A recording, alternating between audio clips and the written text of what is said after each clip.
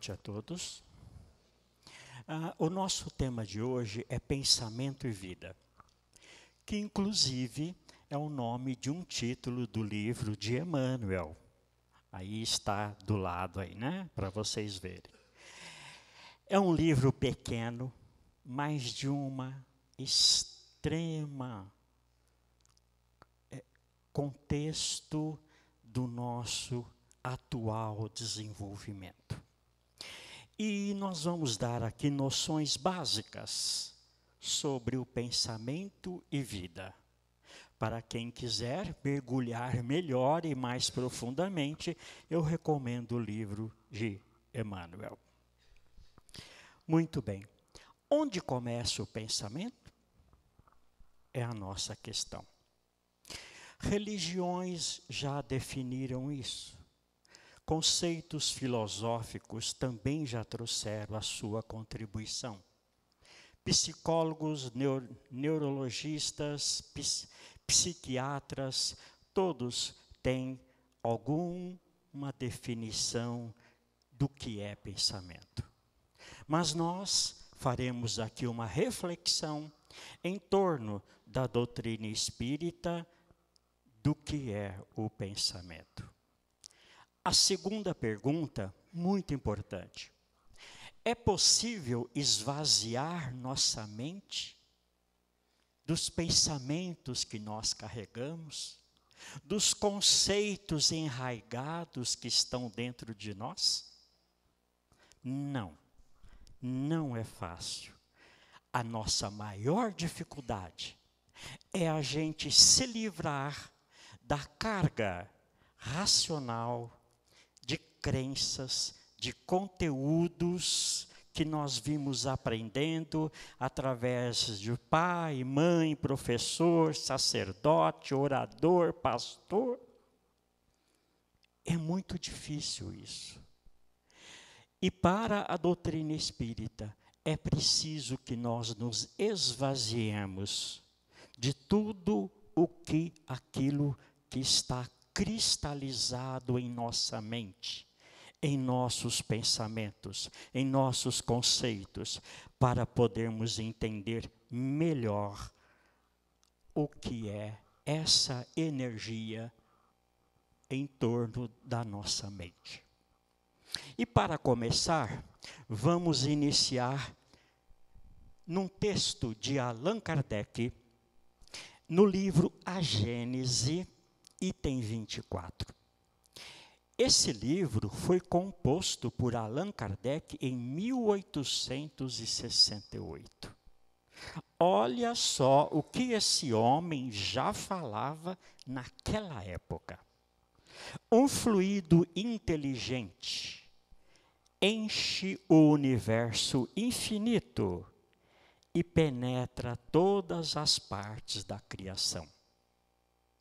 A natureza inteira está mergulhada neste fluido divino. Tudo está submetido à sua ação inteligente, à sua previdência divina. Estamos nele como ele está em nós. Vamos num segundo pensamento de Allan Kardec. Vejam bem, então, tudo no universo é constituído de fluidos. Nada está vazio. Não existe o nada, não existe o vazio no universo. Tudo, em todas as partes, a natureza, os seres humanos, toda a criação está mergulhada nesse fluido divino. Em obras póstumas, ele desenvolve mais o tema, escrito em 1869. Olha o nome do título que Allan Kardec deu para esse estudo. Introdução ao estudo da fotografia e da telegrafia do pensamento. Kardec falando em fotografia do pensamento em 1869? vejamos o que ele disse. Sendo os fluidos o veículo do pensamento, o pensamento, age sobre os fluidos, como o som age sobre o ar. Eles nos trazem o pensamento, como o ar traz o som. Então, esse fluido que preenche o universo é o instrumento pela qual a nossa mente, o nosso pensamento se irradia. E ele continua. Pode-se, portanto, dizer, com toda a verdade, que há nos fluidos ondas e raios de pensamento que se cruzam, sem se confundir, como há no ar ondas e raios sonoros. Ou seja, dentro aqui deste terreno, dentro aqui desta casa, existem todos os tipos de raios que sequer imaginemos. Basta um celular aqui que vai pegar o mundo inteiro. Se tivermos um aparelho disponível, veremos todos os tipos de som, vibração e cores, desde o infravermelho, passando pela luz visível, até ultravioleta, chegando nos raios cósmicos. Olhe então o que Kardec disse. Há nos fluidos ondas e raios de pensamento que se cruzam, sem se confundir, como há no ar ondas e raios sonoros. E ele ainda vai mais longe. Há mais. O pensamento, criando imagens fluídicas, reflete-se. Como é que é? É isso daí. O pensamento se fotografa na nossa mente. Ele cria imagens, como num espelho. A nossa mente espelha o nosso pensamento. E aí ele toma corpo e se fotografa. De alguma maneira. É assim que os movimentos mais secretos da alma repercutem no envoltório fluídico da alma. Pessoal, isso aí é coisa de física quântica. Kardec, em 1868, 69, já era quântico. Entendem? Hoje a ciência está descobrindo, né, as partículas dos quarks, as menores partículas do universo, o bóson. E Kardec já falava nisso em 1869, na linguagem daquele instante. Mas que, no fundo, é o que a ciência está descobrindo hoje. E ainda em obras póstumas, ele diz assim, aí está um jogo constante das inteligências humanas e sua ação recíproca, umas sobre as outras. Então, dentro desse cosmo que nós chamamos universo, as radiações, que são recíprocas, portanto, iguais, em similitude, em frequência, elas se somam. Juntem a isso a ação daquelas que estão desencarnadas. Então, nós encarnados, emitimos com a mente essa radiação do pensamento que se fotografa, que cria formas, que se plasticiza na nossa mente. E eu recebo também o pensamento de vocês. Como vocês recebem o pensamento, fluxo das correntes mentais que vigoram em nosso plano. Some-se a isso os desencarnados. Nós somos 1/4 do total da humanidade. 3/4 estão desencarnados. Então são bilhões e bilhões de almas num fluxo constante de sintonia, de frequência, de vibração. E que tem o poder incalculável dessa força reunidas numa só contexto. Então, elas se somam.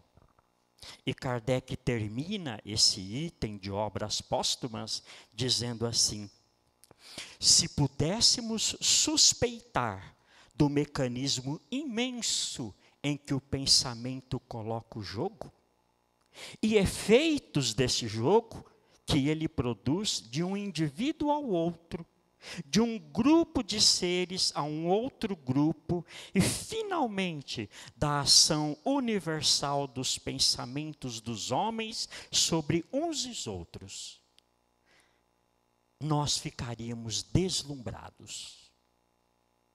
E a ciência está chegando aí. Então já está provado que o pensamento é força criativa e ele se irradia.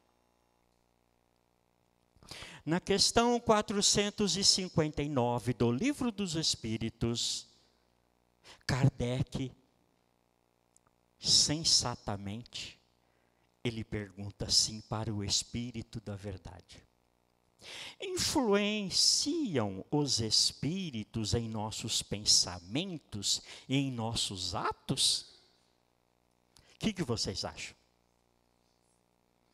Vocês já viram falar de obsessão?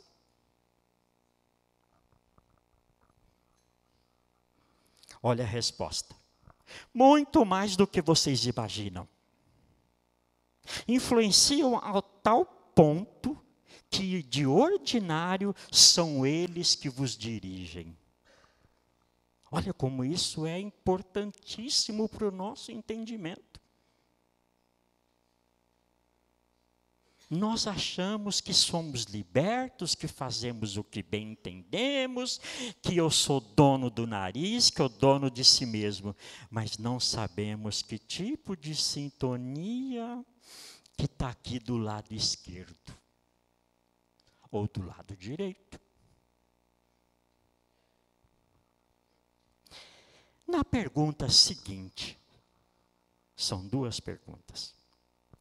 De par com os pensamentos que nos são próprios, outros pensamentos existem que nos sejam sugeridos? Kardec não se contentou com a primeira resposta. Ele foi a fundo. Espera um pouquinho. Se eles influenciam assim e até nos dirigem, isso quer dizer que os meus pensamentos não são propriamente meus? Olha lá a resposta. Vossa alma é um espírito que pensa.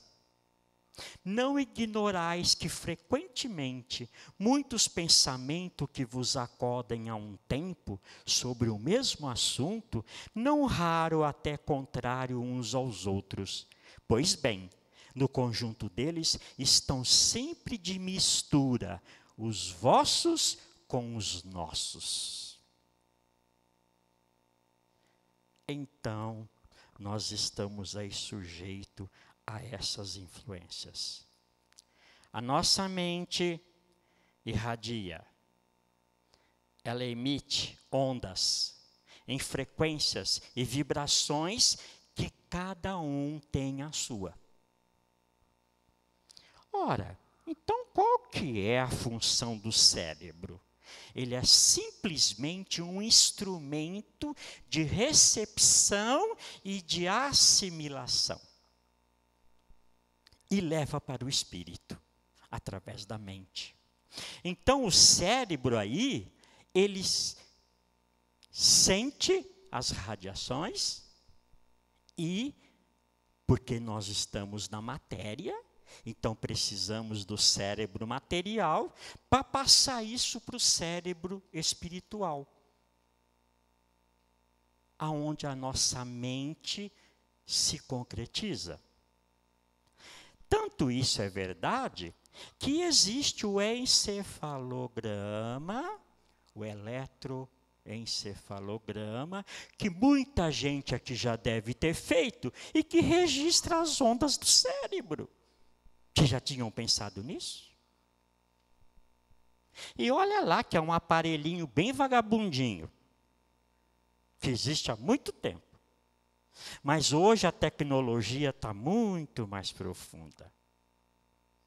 Então já encontramos outras condições para falarmos desse assunto. Gente, como passa o tempo. No livro de André Luiz, Os Mensageiros, ele nos traz um fato muito interessante. É lá no plano espiritual isso, viu? Não é aqui dos encarnados. Ismália era um espírito elevado. E ela sentou-se no órgão. Espírito toca música? Toca. Viu? O espírito toca música. Ela sentou-se no órgão e a melodia, diz André, inundava-nos o espírito em torrentes de harmonia divina. Penetrava meu coração um campo de vibrações suavíssimas. E olha agora o que ele fala. Ismália não cantava,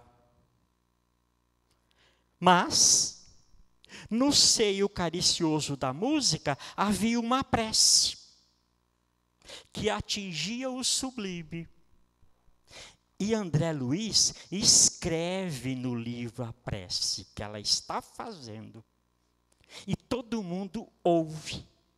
Mas olha o que ele diz. Oração que eu não escutava com os ouvidos, mas recebia em cheio na alma, através de vibrações. Então, ela era tão elevada que o pensamento dela já se concretizava em vibrações sonoras auditivas. E era impregnado aí de um verbo silencioso e criador. E ele diz assim, luzes prodigiosas jorravam do alto sobre a fronte de Ismália, envolvendo-a num arco irisado de efeitos magnéticos. Então, a música e o pensamento dela produziam efeitos magnéticos, se materializando em luz, em flocos que caíam sobre todos.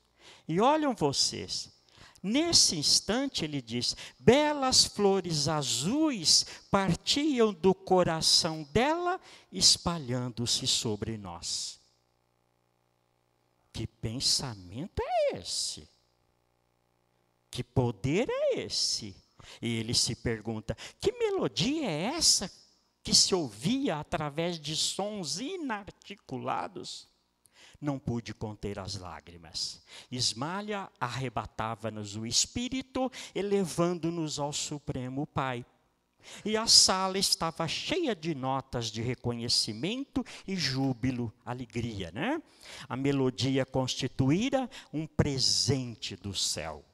Alegria e bom ânimo transpiravam em todos. Olha que um espírito é capaz de fazer. Ele transforma o ambiente. Nunca eu ouvira oração de louvor como aquela. E não era só eu a chorar como criança, Aniceto enxugava os olhos de maneira discreta, e algumas senhoras levavam um lenço ao rosto. Kardec já tinha pensado nisso. Em A Revista Espírita, em 1864, olha aqui que ele coloca: a música comove as fibras entorpecidas da sensibilidade e a predispõe a receber as impressões morais. A música amolece a alma. E no livro Obras Póstumas, ele diz assim: a música exerce salutar influência sobre a alma, e a alma que a concebe também exerce influência sobre a música. Nós vamos buscar hoje na ciência o que a ciência diz a respeito. 2 cientistas canadenses, artigo publicado na revista da Abril, eu vou colocar daqui a pouco, mostraram e demonstraram que a música tem efeitos neuroquímicos que melhoram o sistema imunológico, reduz a ansiedade e regula o humor. A pesquisa aponta que certas músicas elevam a produção da imunoglobulina, que é um tipo de anticorpos, e também acelera os glóbulos brancos responsáveis por eliminar as toxinas, as bactérias e os germes. E eles descobriram que ouvir e até mesmo tocar música reduz o estresse e eleva em nós o hormônio da oxitocina, que é o hormônio do prazer, relacionado ao bem-estar. Então isso nos interage conosco. Músicas lentas, melodias suaves, tendem a ser relaxantes e muito mais do que músicas eufóricas, que a gente bem conhece. Analisaram cerca de 400 pessoas que associam a música com esses processos neuroquímicos e específicos. E constataram que a música pode até controlar a dor. Então, essa dupla canadense propôs que médicos e terapeutas comecem a levar a música a mais sério. E esperam que a música pode ser usada como calmante antes da cirurgia. Então, é na revista Exame de abril.com.br, está lá. Uma coisa mais interessante, o pesquisador japonês Masaru Emoto, ele fez uma experiência. Ele colocou água entre 2 alto-falantes e colocou ali uma música de oração. Após algum tempo, o que ele fez? Ele congelou a água e fotografou os cristais que a água forma normalmente. Olha a molécula de água antes da experiência e agora olha depois. Ela se cristalizou geometricamente, mostrando a sua pureza e o equilíbrio.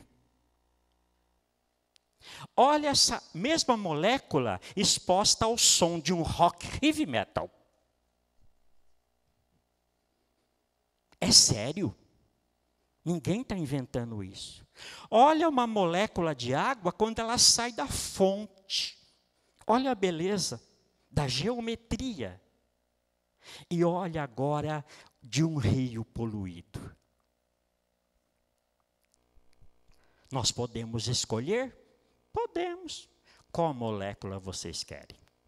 A do amor ou aquela da destruição? Então, se nós agirmos com amor, com verdade, retidão, com paz, com a não violência, o que nós faremos? Mudaremos o nosso campo mental e interferiremos no campo mental da dimensão cósmica. Então, o pensamento dentro da doutrina espírita, ele é um atributo do espírito, ele é uma força criativa, é um emissor de ondas, é energia, é uma matéria sutil radiante, que tem um poder de plasticidade muito grande. Ele cria as formas que nós estamos pensando. E ele é um meio de comunicação com os espíritos. Então vale a pergunta: que tipo de pensamento está predominando em nós? Cada um se pergunte. Não temos muito tempo para estar analisando. Que tipo de ondas nós estamos sintonizando? Qual a estação, rádio, TV, rede social que nós preferimos? Olha a preferência de cada um. O que é que a gente está procurando no celular, no computador, numa rádio, num DVD? Que tipo de onda você está assimilando? Preciso falar alguma coisa do que a TV está mostrando? Só bizarrices, coisas estúpidas, que estão deixando os jovens alienados. Infelizmente. E esse caldo vem se engrossando, e está cada vez mais grave. Que tipo de música estamos curtindo?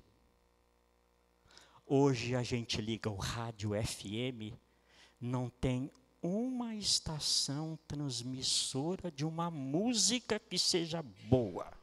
É umas porcaria que não se tem condição. O que isso está influenciando em nós? Em nossas crianças? No jovem? É sério. É muito sério. Nós, espíritos, metabolizamos energias, metabolizamos as vibrações, absorvemos energia que está à nossa volta. Isso num processo automático, quer vocês queiram, quer não. O que nós estamos assimilando? Como é que é constituída a nossa aura? Ela está verde, bonita, num azul, num violeta, ou ela está escura, opaca, sem brilho? Como é que está o nosso mental? Como é que estamos irradiando a nossa rastros psíquicos, pelos quais os espíritos nos conhecem? Por onde você passa, tem um rastro psíquico seu, da sua energia. Quem é que está te acompanhando? Ou você está acompanhando? Se pensamos bem, atraímos energias boas. Mas se pensamos mal, se nos envolvemos e nos mergulhamos nessa estupidez, nessa carência de amor que está o mundo, você vai começar a atrair fluidos negativos, vibrações negativas. Você vai trazer doença, vai trazer desequilíbrio. Estamos abrindo a porta mental para a regressão. Porque parece que hoje está regredindo. O ídolo hoje é o bizarro, é a esquisitice. tem um tal aí agora no seu Wesley safadão. Gente, será que ele sabe o que é safado? É sério, e é curtido. E pessoas vão lá, querem autógrafo. Aonde que estamos caminhando? Domingão do Faustão, é o monstro sagrado, é não sei o que lá, e coloca as pessoas lá em cima, mas é tudo transitório. Não dá um tempinho, caem do pedestal. E vem outro. É o que a mídia quer. É que aqueles que manipulam o poder eles querem que você seja ignorante. Porque você não vai contestar. E nós estamos entrando nisso, nessa faixa. Perdemos a identidade. Nós somos uma massa de boi, de gado, que a mídia manda e remanda e faz o que quer. Somos objetos de consumo. Como é que anda a nossa psicosfera? É o nome que se dá para o acúmulo mental. Vejam lá, né, os raios que emitimos. Você é aquilo que cultiva. Você é aquilo com que se sintoniza. E nós estamos mergulhados nesse oceano de vibrações.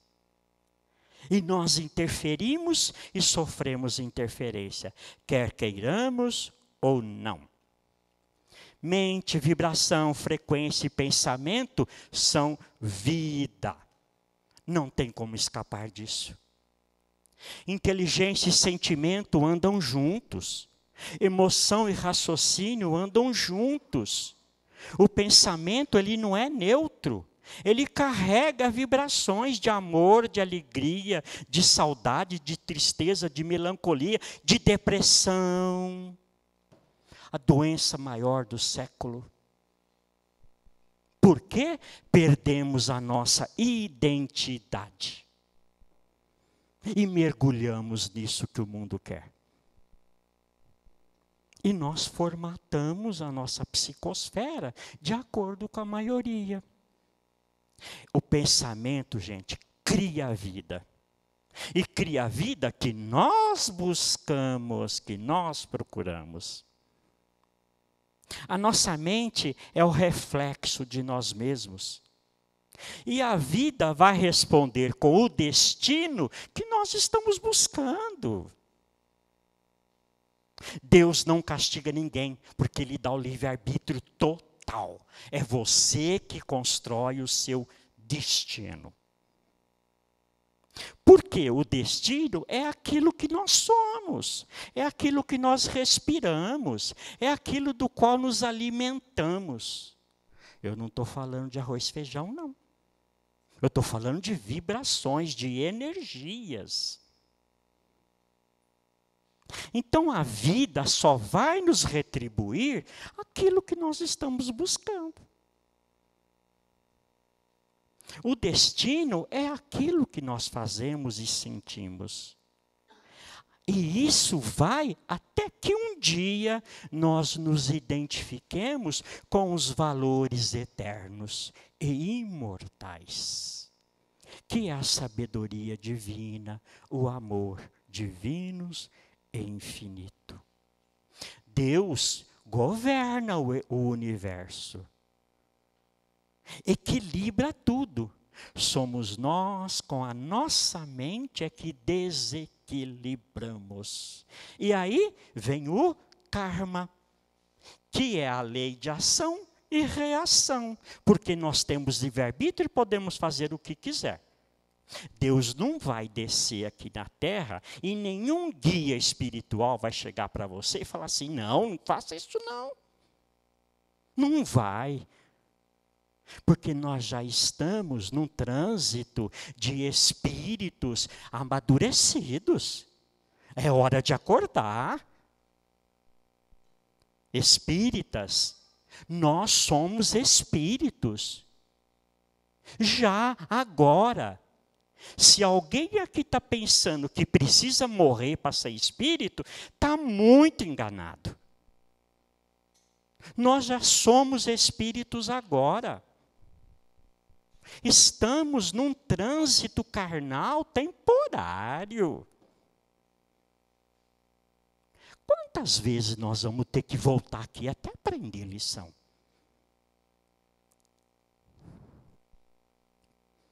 Disse Jesus, orai e vigiai. O que ele quis dizer com oração, hein, gente? É recitar o Pai Nosso? Recitar a Ave Maria, recitar um monte de orações, mecanicamente, com ou sem rosário. Orar, nós estamos orando sempre. Estamos orando agora. Estaremos orando lá fora, no trabalho, em casa. Porque orar é ter pensamentos elevados, positivos, de confiança, de fé e de amor. E o vigiar? Vigiar é você descobrir o que é que tem por detrás dos seus pensamentos. Vigie os pensamentos. Veja o porquê que determinado pensamento chega até você. Qual a motivação desse pensamento? Isso é o vigiar. E isso se faz 24 horas por dia, até dormindo. Quando nós sonhamos. Que tipo de sonho vocês estão tendo? Que cada um está tendo.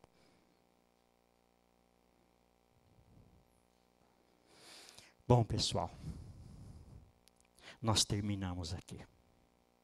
Com muitas perguntas na cabeça de vocês. Mas é necessário. O espírita precisa deixar de ser tão ingênuo e acreditar que os espíritos fazem tudo. Não fazem, não. Nós temos o nosso lado, o nosso trabalho, a nossa tarefa de amadurecimento espiritual. E ninguém, por mais que você ame, vai poder fazer isso no teu lugar. Por mais que você ame alguém, você não vai conseguir andar por ela. Assim é o caminho espiritual. Cada um tem o seu.